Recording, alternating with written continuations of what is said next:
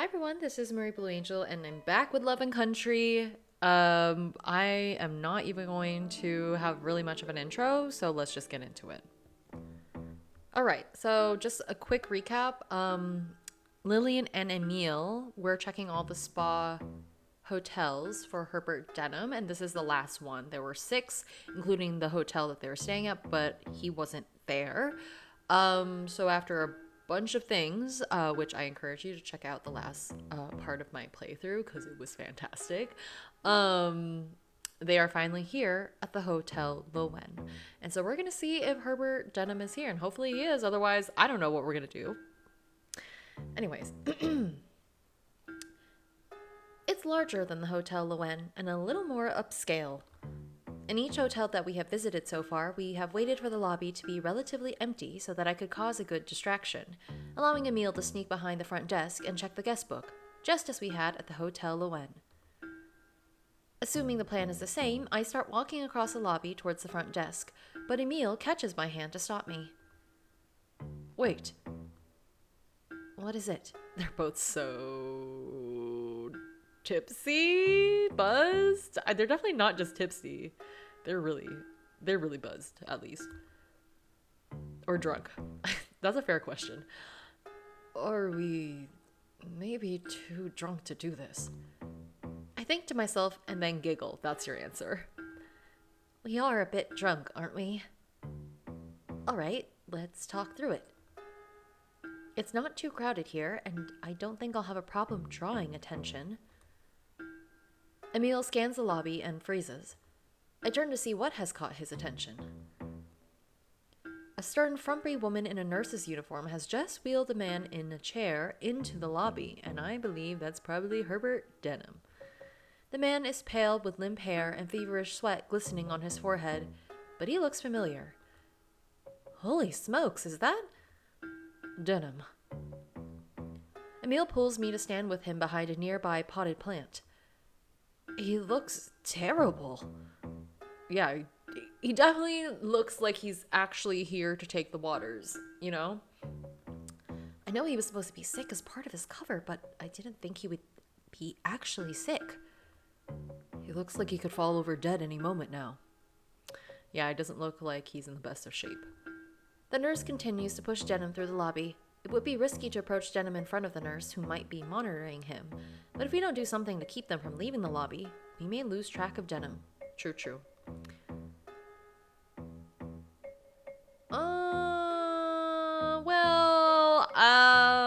I think because we're drunk, we shouldn't do anything. What's important is that we know where he is.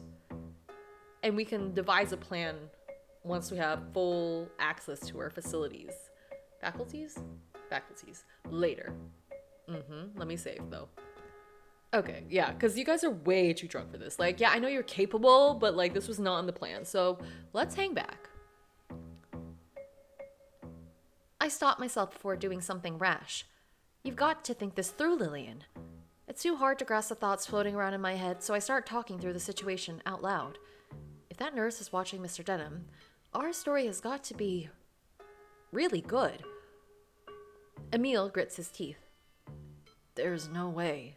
We are too. Merde, he's leaving. We are losing our chance. I lift a single finger to Émile's lips to silence him, but my lack of coordination makes me clumsily smush his mouth up toward his nose.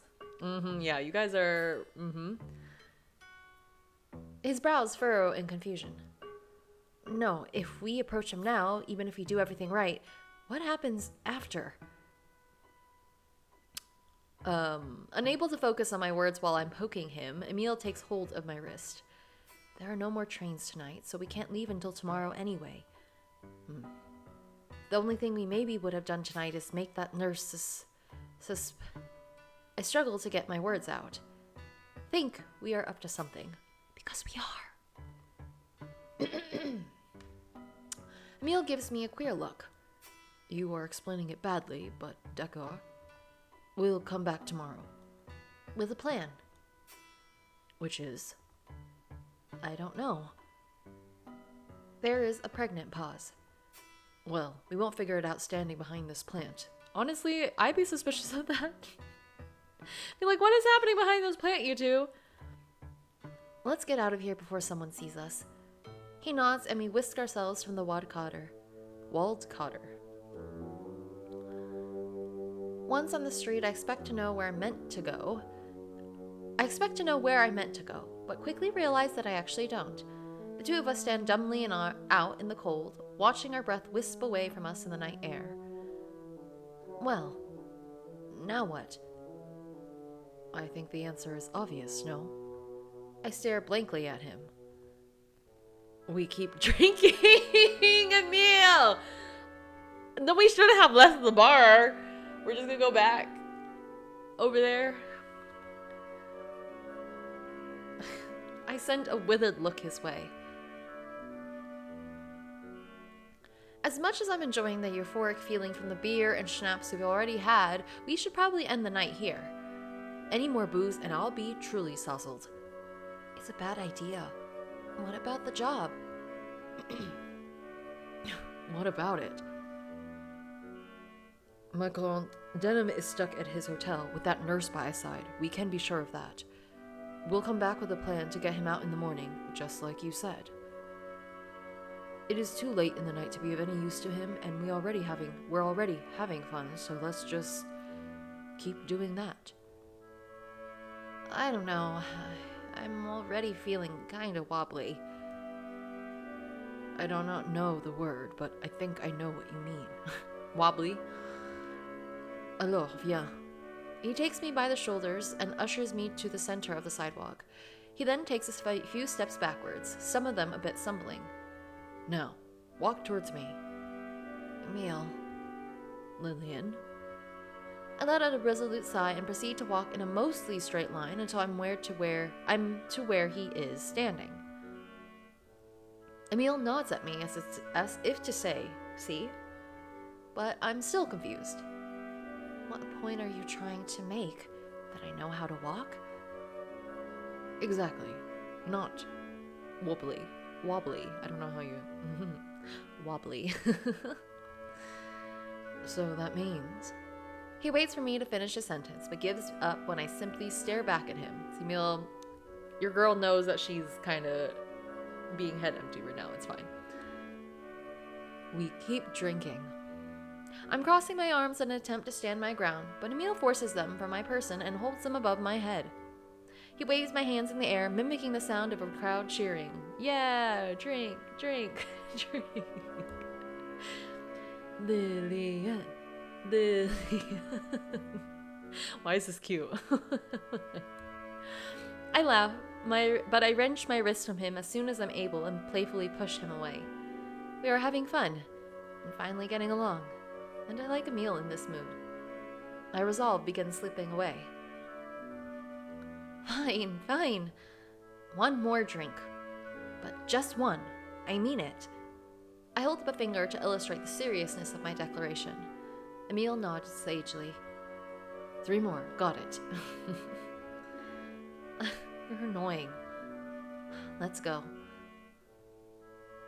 We wind our way back through the city, vaguely in the direction of the Hotel Lillian in search of another tavern or bar. The walk is lively and giggly with us talking about nothing in particular. It occurs to me that since I've been training with the Madame, I haven't been out with friends having fun like this. Oh. That's good that you're doing it now, though. That's a long time to not have that type of, socializing, though. I have a good group of friends back in Paris, girls from finishing school who run in similar social circles. We used to shop together, go to cafes and gossip, attend the same parties and dances. But those days seem so far away now. They ask where I've been, and I don't know what to tell them. I have a secret now, and that secret has changed me. We no longer have the same concerns. My days are completely different from theirs now. I contemplate Émile as he animatedly recounts a story in rapid French my drunk ears can barely catch about a stray dog roaming the neighborhood he grew up in that rescued him after falling into the Seine multiple times. Lol. Multiple times.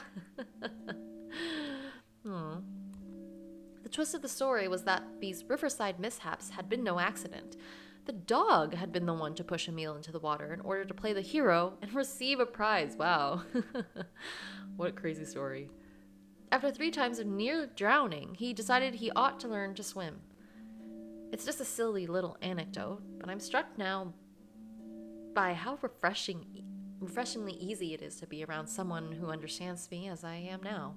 I mean, that's true. So you can't socialize as much with your friends who are finishing school because you were secretly a spy. You're a spy in training / now you're a spy. But now here's someone who like knows that, and you don't have to pretend about that particular yet like primary aspect of your life.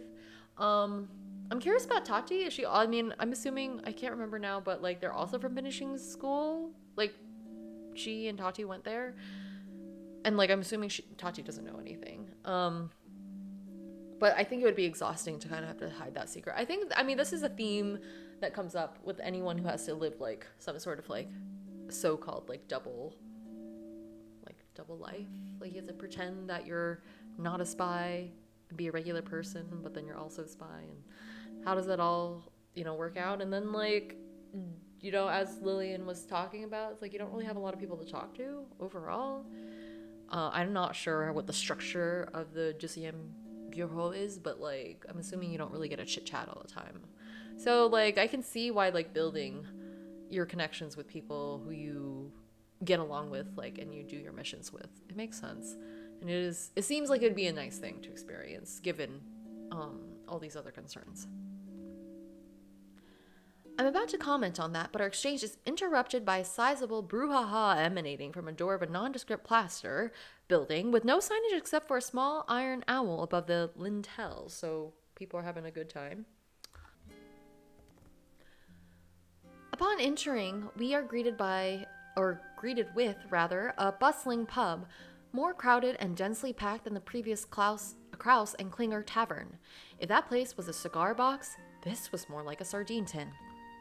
Still, I'm always surprised how many civilians flock to watering holes like this with the war on.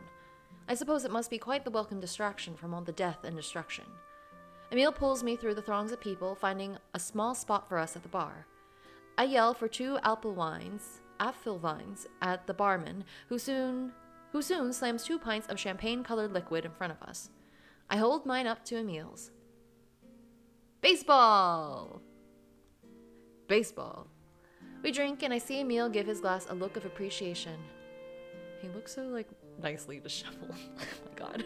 Okay. I nod at him. I had a feeling he'd enjoyed something less sweet this time around.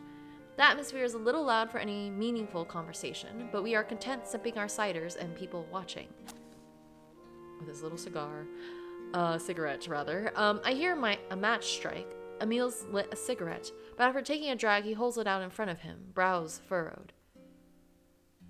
These are not mine. He's like, this does not taste like the cigarettes I had. Whose are they? He pulls out the foreign brass cigarette case and peers at it. Someone named Bruno. Oh, Bruno Beerhalls, from the tavern. I clasp my hands together in mock wistfulness. He downed a whole pint of beer in 10 seconds. I timed it. That's impressive. He told me he can do it because he has no teeth. Absolutely no teeth? Not a one, he made sure to show me. I don't want to know how he kept these cigarettes in his mouth then. You know what? That's fair. He puffs on Bruno's cigarette, now seemingly lost in some thought, though every now and again his blue eyes find mine. The character sprite is just like looking. And I'm just like, oh, okay, hello. I had to remind myself that I am here with him after much coaxing, and that my resolve to not fall for this man's spell is strong. Yes, Lillian, we're resolved. We're resolved. You're resolved, because I don't know if I can do it. But I'm rooting for you, girl. This sentiment, unsurprisingly, gets fuzzier with each sip of my cider. I love a good cider. I spent so much time resisting him at every turn, both as a friend and partner, whether it was for the sake of our mission or my own reservations about him. I don't know if I can resist him as a lover. Be true to yourself. Have those honest thoughts in your head. But I am getting ahead of myself. At one point, I'm keenly aware of our knees touching under the bar and do nothing to stop it. I watch for his reaction, but he remains cool. Maybe he didn't notice. I feel like he would. Anyways, As we reach the bottom of our glasses, Émile holds his hand up to signal the barman for another round. My protests come a little too late. Hey, no! Ale, one more. That alpha wine did taste good, but Lillian's literally like, I don't know. Whatever, but here we are. You owe me. What? You begged me to eat all of that sausage, and I did. Oh, I was wondering, did you guys end up finishing all that food? Oh, yeah. You did eat a lot of sausage. As I lean my head into my hand, recalling the mountain of meat, I realize that my face is feeling a bit numb. Ooh. Okay, but you're gonna have to scrape me up off the floor if we keep going. I already said I'd carry you back. You swear? I hold up a swaying hand with my pinky stretched out. Émile gives a playful smirk before locking his pinky with mine. He's a cute little smile. He leans in so that only I can hear. Pinky promise. If he's going to look out for me, is there any reason to hold back? Maybe it's just the last drink catching up with me, but those words make me feel warm inside. The barman slides us our new drinks and I reach for it, only to realize I've still got my pinky wrapped around Émile's. I grin at him. You can let go now. The pact has been made. I don't want to. Oh. We sip our alpha wines. If ever, maybe I should try that whenever I'm in Germany. With one hand, our fingers tied together in the other. It feels silly, but I don't want to let go either. I catch Émile's eyes on me, but he doesn't shy away from my gaze. What? Oh, you're so red. I love it. I'm just like, wow. What are we gonna do about a spy assignment? I'm just like, wow. Like, I love this interaction here. So sorry. I'm distracted. We're distracted. It's fine. I was just wondering about your hair. Yeah, it's red. Go ahead and make all the jokes you want. I've heard them all. Carrot top, ginger snap, hothead. What? No. I was going to ask you why you have it cut that way. So short. Oh, it looks good on you, girl. I guess not a lot of women wear their hair like this. It's very bohemian. Unconventional and associated with the literary, artistic, and intellectual communities. Okay, get that. Not really. It's chewing gum. Pardon? When I was younger, I actually had long hair, but I also loved chewing gum. It was constantly getting stuck in my hair, and so my nanny was also constantly having to cut it out. This happened so often that my hair kept getting shorter and shorter, and eventually I got in my head that if I wanted to chew gum, I'd have to keep it that way. Now it just kind of works for me. My mother thinks it makes me look, well, her word was tomboyish. She thinks I look unladylike. Well, I like it. I like your chewing gum hair. I laugh at his odd compliment and dig into my handbag. I always carry some with me. Here, you want a piece? I hold the little yellow packet out to Émile for his inspection. Fruit flavored. What fruit? Good question. He eyes me skeptically. I don't know, it's just tangy and sweet. I unwrap a piece for myself and pop it into my mouth. Let me try. Okay, here you. Ah! Wait, okay, hold on. Question mark. Girl is like, what the fuck is happening? Anyways.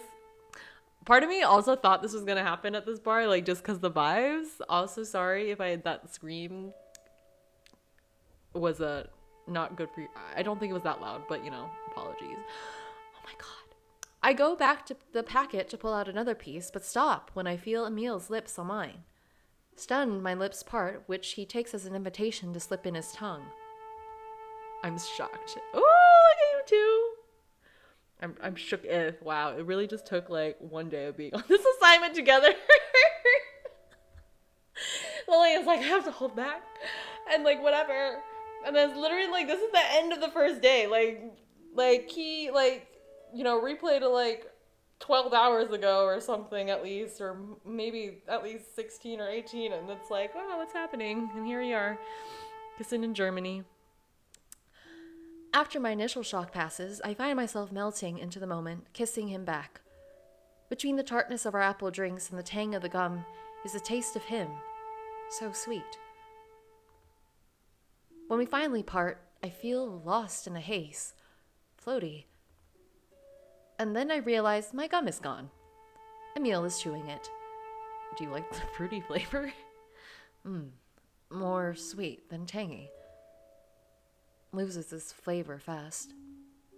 I'm baffled. You stole my chewing gum. Want it back? He throws me a wolfish grin.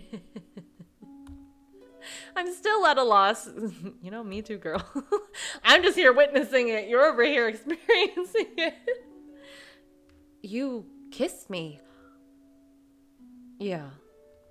I just didn't think you saw me that way. What are you talking about? We fight so much. Yeah, so Neil's just like, I love that we fight, he says, or like, it's like banter or whatever. That's his preference. Okay. You said you didn't want my mouth on you. He shrugs. I say shitty things when I'm angry. Clearly, I do want your mouth on me, Lillian. Damn, okay, thank you for the confirmation. She needs more information, though. I get that. Since when? Since, I don't know. Probably since last night. Last night? At Barley... At Barley Bellew? At Barley Bellew? Why is this so hard for you to wrap your head around? Because I'm drunk. Sober Lillian would tell you to piss off. And what would drunk Lillian do? His hands finds my knee and slides up my thigh. My chest lifts and I feel myself move towards him like a magnet. Drunk Lillian would very much like another kiss. Look at her. She's like, I'm ready. So fair.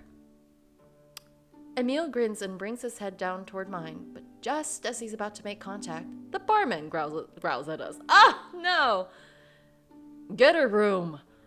He moves back down the bar, and Émile and I stare at each other for a moment before dissolving into a fit of giggles. You heard the man. I don't know what I heard, but it sounded very mean. He wants us to go. No problem. He slaps some German marks on the bar top and begins pushing me past the patrons. Who would have thought it was going to happen in this bar? Not me. I barely have any time to slip on Émile's jacket before we are back in the cold.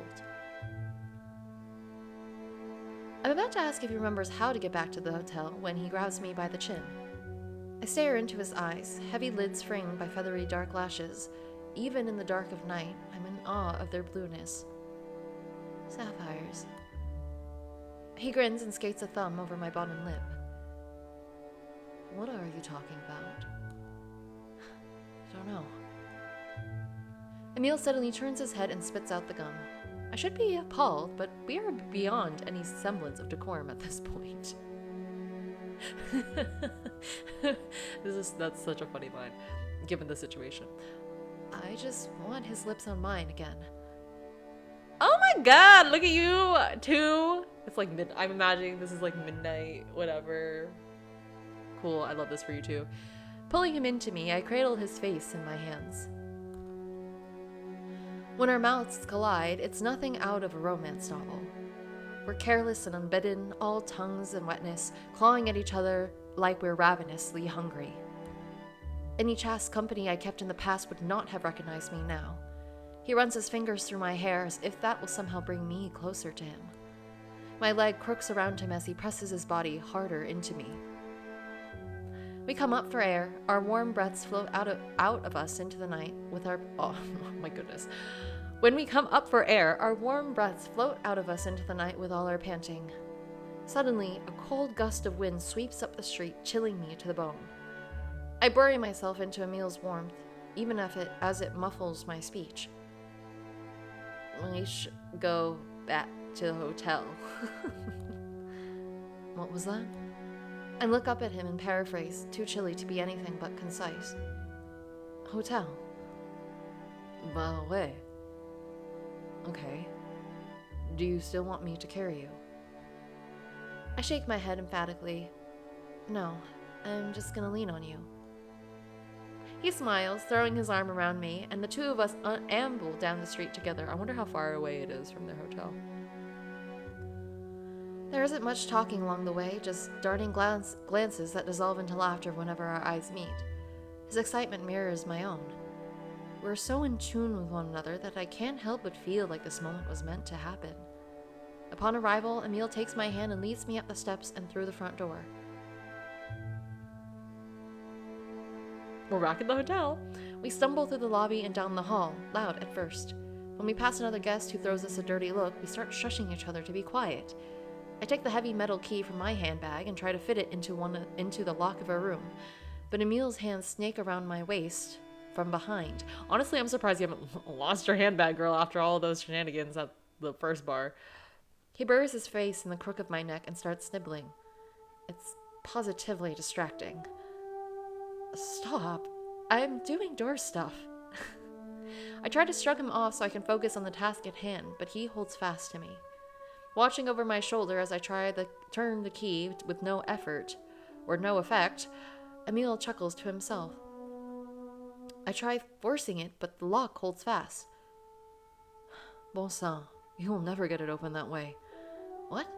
Why not? Émile clicks his tongue and relinquishes his hold on me. This is not our room, I figured. Oh, I feel kind of silly. Émile plucks the key from my hand and stumbles to the door, to the right, or to the left, just right next door. You're really drunk, aren't you? Grinning stupidly, I waltz into the room after Émile, happy to be greeted by the sight of the bed. No pillow has ever looked so soft, no blanket more cozy. The springs give a little squeak as I collapse face first onto the mattress. I let out a sigh of satisfaction. The sheets welcome my drunk body with delightful ease. I'd gladly let them take me, but I feel the warmth of the meal sinking in next to me. And I want that much more. Another gallery. Okay, look at the two of you. Okay. I love this for you guys. Okay. Before I know it, he's on top of me and my knees are drifting apart, my legs wrapping around his torso like a snake constricting its prey. Our lips catch one another's imprecisely, landing where they may, chin, jaw, nose, neck. All the while, Émile attempts to unpin his collar, and I fumble with the buttons of my blouse. Wow. I just have a whoosh. Which article of clothing is the collar? Goes whoosh. I wanted a little sound effect for that. Go whoosh. For this one. He finally succeeds with the collar, tossing it over his shoulder with relief, but when he reaches his waistcoat, he pauses. What is it? I got too many clothes. Just keep kissing me. I sit upright and attempt to reach his face again. Not anticipating my movements, he chooses the same moment to lower his head to me, and we collide with a thud.